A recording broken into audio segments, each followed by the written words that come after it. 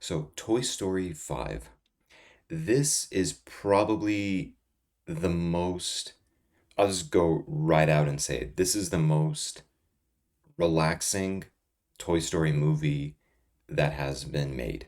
Um, I think when you look at this movie, then now this was a good movie. This was a good Toy Story movie, and I think that it was better than the fourth one. Only because I think it was easier to follow than even the fourth one. And I feel like it was a little bit heavier in terms of the emotions, but that's to say that it was very relaxing because the stakes in this movie, when you compare it to the other Toy Story movies, are not as high.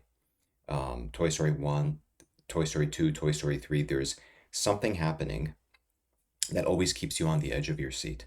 In Toy Story 1, they're separated and what if they never make it back to Andy's house? In Toy Story 2, you have, the possibility of Woody, being stuck with Stinky Pete and going off to Japan and being in a museum. And then Toy Story 3, with the famous incinerator scene.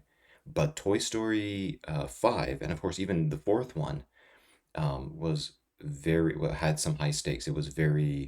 Um, it was very emotional, and it also had the high stakes. But Toy Story 5 doesn't have that high of a stake, and I think the world building is actually smaller because if you think about it, it makes sense because we're talking about tech, and in the world of tech, the world is smaller, right? Everything is smaller.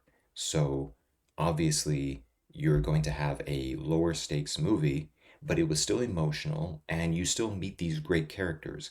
Like I said, it doesn't have the same draw as the other ones, as one to three, but it doesn't have to be because this is the fifth movie and it can have a smaller world, it can have small stakes.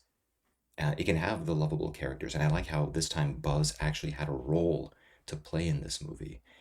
In the fourth one, Buzz was a side character, and this time I wouldn't say Woody was a side character, but he had maybe less to do, less of a role, and Buzz had a bigger role. So I guess I like how they kind of flipped that around. But overall, it was a good movie because, like I said, it focused on Jesse. Jesse's a lovable character. There is one scene that really is very emotional. It's very brief, but it's super effective. And I just like how they made a story that, connected, toys and tech and tried to balance both of these worlds, out.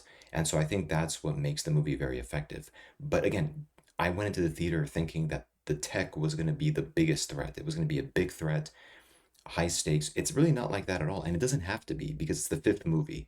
So what if it's a smaller story? So obviously, you have, like I said, a very small Toy Story movie.